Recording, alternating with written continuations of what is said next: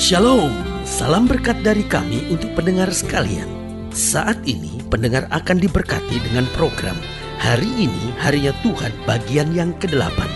Sebuah program rohani tentang doktrin Alkitab yang menolong kita untuk semakin tertanam dalam kebenaran firman dan bertumbuh dalam kemuliaan. Bersama hambanya, Pendeta Gilbert Lumoenong, STH.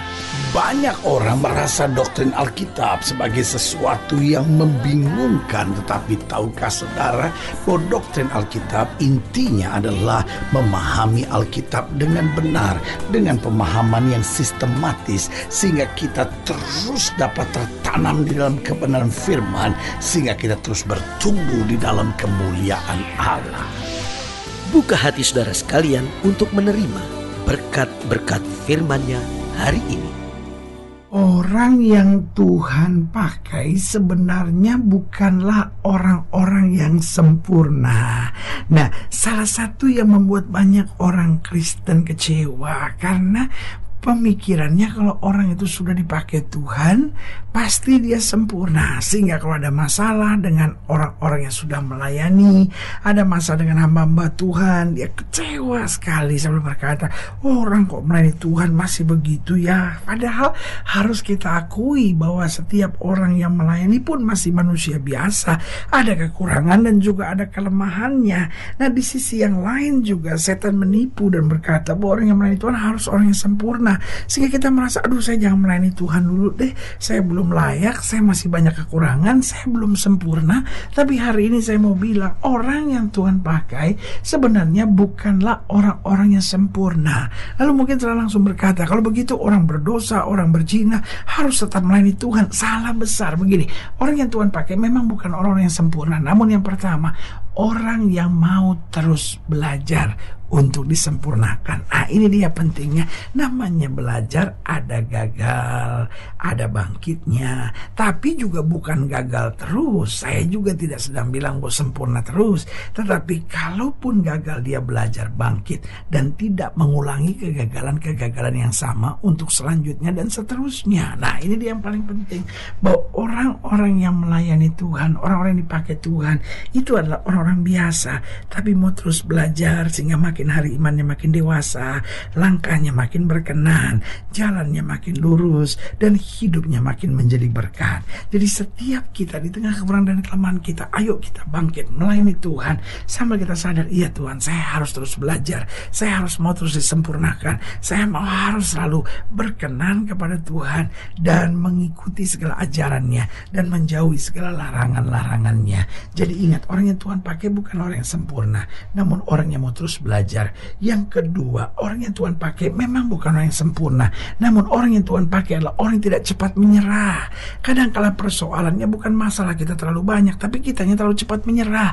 Kadang-kala bukan prosesnya yang terlalu rumit, kadang-kala bukan tantangan yang terlalu berat, kadang-kala bukan ujian yang terlalu menyakitkan, tetapi kitanya terlalu cepat menyerah. Seandainya kita mau sabar, seandainya kita mau tekun, seandainya kita mau tunggu aja kehendak Tuhan dan waktu Tuhan, maka kita akan melihat terobosan-terobosan dahsyat Tuhan nyatakan di tengah-tengah kita. Jadi ingat, yang pertama, orang yang Tuhan pakai bukan orang yang sempurna, namun mau terus belajar untuk disempurnakan. Yang kedua ialah orang yang tidak cepat menyerah, dia terus belajar dari tantangan-tantangan hidupnya dan menggali mutiara-mutiara iman di balik penderitaan-penderitaan kehidupannya. Yang ketiga, orang yang Tuhan pakai bukanlah orang yang sempurna, namun orang yang berjuang untuk menjadi yang terbaik. Jadi dia mau berjuang terus untuk yang terbaik, berjuang terus untuk yang terbaik. Saudara yang kekasih dalam Tuhan, dunia ini terlalu banyak orang cengeng yang terlalu cepat menyerah.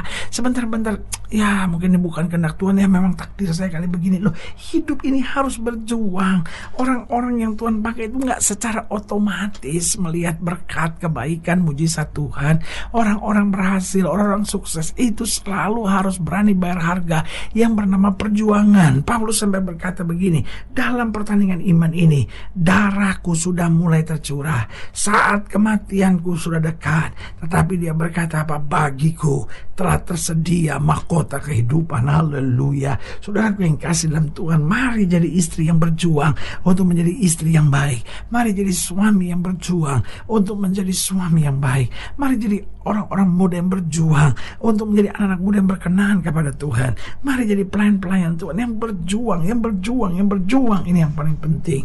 Jadi ingat, orang yang Tuhan pakai bukan orang yang sempurna, namun mau terus belajar, tidak cepat menyerah, berjuang untuk yang terbaik. Dan yang keempat, orang yang Tuhan pakai bukan orang yang sempurna, namun dia orang-orang yang tekun, orang-orang yang tulus dalam kehidupannya, tidak neko-neko, tidak aneh-aneh, karena dia ingat betul, selama hati kita tulus, selama langkah-langkah kita tekun, maka Tuhan tidak akan pernah mempermalukan kita. Haleluya. Selamat datang dalam program kita hari ini, harinya Tuhan, sebuah program rohani yang kembali mengingatkan kepada kita betapa pentingnya kita menjadikan firman Tuhan sebagai dasar keseharian hidup kita. Karena selama kita jadikan firman Tuhan sebagai dasar keseharian hidup kita, langkah-langkah ke depan kita penuh dengan kepastian, kemenangan, berkat, mujizat, dan perkara-perkara besar. Haleluya. Dan dalam program ini kita sedang membahas tentang dipenuhi Roh Allah dan keahlian. Nah, ini dia yang paling penting. Tuhan mau kita bukan hanya diurapi oleh Roh Tuhan, tetapi kita juga menjadi orang-orang yang ahli, sehingga apapun yang kita kerjakan menjadi berkat buat banyak orang. Haleluya. Nah, saudara gue yang kasih dalam Tuhan, dalam pembahasan kita tentang dipenuhi Roh Allah dan keahlian, kita mau sama-sama belajar dari Keluaran pasal 31, Keluaran 31 ayat yang pertama, Keluaran 31 ayat pertama sampai 11. Demikian firman Tuhan di bawah judul perikop Bezalel dan Aholiab ditunjuk. Keluaran 31 ayat 1 sampai 11. Berfirmanlah Tuhan kepada Musa, lihat telah kutunjuk Bezalel bin Uri bin Hur dari suku Yehuda, dan telah kupenuhi dia dengan Roh Allah, dengan keahlian dan pengertian dan pengetahuan dalam segala macam pekerjaan. Lihat, Tuhan kalau pilih seseorang, Tuhan kalau tunjuk dan pakai seseorang, maka dipenuhi dengan Roh Allah, keahlian, pengertian, pengetahuan dan segala macam pekerjaan. Ayat 4, untuk membuat berbagai rancangan supaya dikerjakan oleh emas, perak dan tembaga, untuk mengasah batu permata supaya ditata, untuk mengukir kayu, dan untuk bekerja dalam segala macam pekerjaan. Juga aku telah menetapkan di sampingnya Aholiab bin Ahisamach dari suku Dan. Dalam hati setiap orang ahli telah kuberikan keahlian. Haruslah mereka membuat segala apa yang telah kuperintahkan kepadamu: kemah pertemuan, tabut untuk hukum, tutup pendamaian yang terletak di atasnya, dan segala perabotan kemah itu, yakni meja dengan perkakasnya, kandil dari emas murni dengan segala perkakasnya, mesbah pembakaran ukupan, mesbah korban bakaran dengan segala perkakasnya, bejana pembasuhan dengan alasnya, pakaian jabatan, baik pakaian kudus kepunyaan Imam Harun maupun pakaian anak-anaknya untuk memegang jabatan imam, minyak urapan dan ukupan dari wangi-wangian untuk tempat kudus, tepat seperti yang telah kuperintahkan kepadamu, haruslah mereka membuat semuanya. Nah, saudaraku yang kasih dalam Tuhan, ketika Tuhan menunjuk seseorang, haleluya, maka Tuhan akan mengurapinya dan memberi keahlian. Nah, persoalannya ada banyak orang ahli tapi tidak diurapi Tuhan, sementara ada banyak orang diurapi Tuhan tapi tidak ahli. Kenapa? Malas, tidak mau belajar lebih jauh dari Tuhan, dan tidak mau berjuang dengan tekun dalam kesehariannya. Nah, bangsa ini seringkali menghadapi goncangan serius. Bangsa ini seringkali bertahun-tahun dalam kondisi terpuruk dan gak bangkit-bangkit. Jawaban saya sederhana, bangsa ini dipenuhi dengan orang-orang ahli tetapi tidak diurapi Tuhan, sementara ada banyak orang diurapi Tuhan tetapi tidak ahli dalam bidangnya. Kita harus kembali berdoa kepada Tuhan sehingga dibangkitkan pemimpin-pemimpin bangsa ini yang ahli dalam bidangnya tapi dipenuhi dengan Roh Allah, sehingga tidak dipenuhi dengan keserakahan, tidak dipenuhi dengan kerakusan, tidak dipenuhi dengan keegoisan dan kepentingan diri sendiri. Dari sini saya belajar, ketika Tuhan menunjuk seseorang, maka Tuhan akan mengurapinya dan memberi keahlian, sehingga kita akan menjadi seorang yang selalu rajin. Ini penting sekali. Musuh dalam kehidupan ini salah satu yang paling utamanya adalah kemalasan. Banyak anak-anak Tuhan malas, banyak hamba-hamba Tuhan malas, banyak pemimpin-pemimpin malas. Budaya untuk ambil jalan pintas telah menjadi budaya yang normal. Karena itu korupsi menjamur di mana-mana, pengen cepat kaya. Orang sekarang banyak sekali yang pengen jadi bini piaraan. Kenapa? Pengen cepat kaya. Orang pengen pakai narkoba narkoba. Kenapa?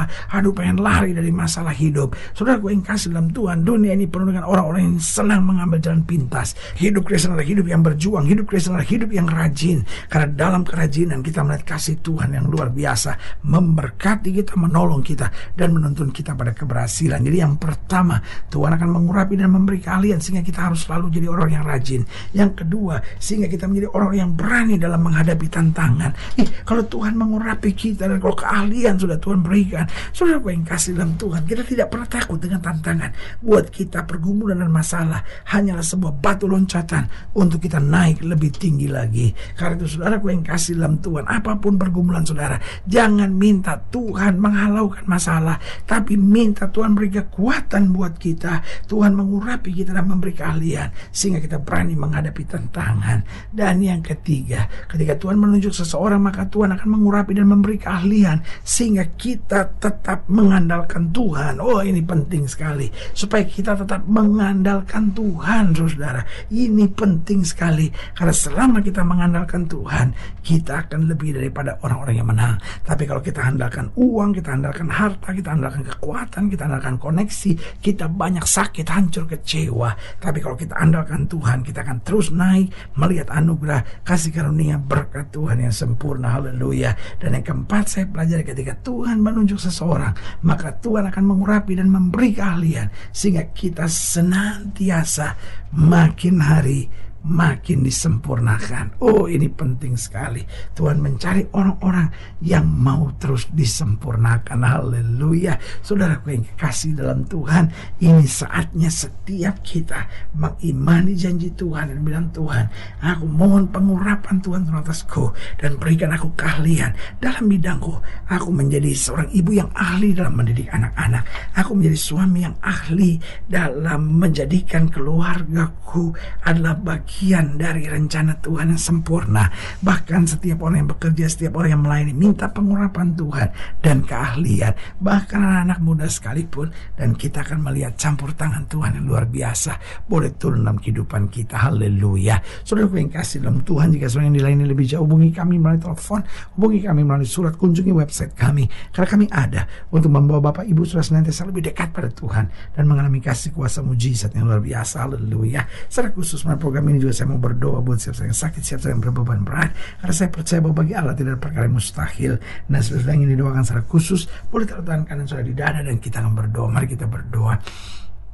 Bapa, dalam nama Yesus, hamba doa buat yang sakit, hamba doa buat yang berbeban berat, hamba doa untuk setiap mereka yang sedang menghadapi masa-masa yang sukar, karena hamba percaya bahwa bagi Allah tidak ada perkara yang mustahil. Bapa, hamba berdoa di dalam nama Yesus, Tuhan jamah yang sakit, Tuhan sembuhkan, yang lemah Tuhan kuatkan, yang susah Tuhan hiburkan, yang jatuh angkat, sehingga hari-hari yang penuh kemenangan boleh berlaku. Secara khusus hamba doa buat mereka yang taruh tangan kanannya di dada, di dalam nama Yesus, Tuhan jamah anugerah, kasih karunia, berkat kuasa Tuhan yang sempurna boleh terus terjadi. Bahkan hamba doa buat setiap mereka yang taruh tangan kanan di dada, sehingga mereka dipenuhi roh Allah, hidup dalam keahlian dan jadi saksi Tuhan dimanapun Tuhan tempatkan. Di dalam nama Yesus kami doa, kami imani urapan Tuhan, keahlian dari Tuhan turun atas kami semua. Haleluya. Amin. Saudara yang kasih dalam Tuhan, kita sudah berdoa. Ingat, Allah tidak pernah lalai menepati janjinya. Inilah saatnya buat kita untuk bangkit, bersemangat, bersuka cita dalam menghadapi segala perkara. Karena kita tahu Yesus hidup, Yesus berkuasa dan selalu menyediakan yang terbaik buat anak-anaknya. Doa saya menyertai saudara. Sampai berjumpa pada program berikut, dan jangan lupa jadikan hari ini harinya Tuhan. Haleluya.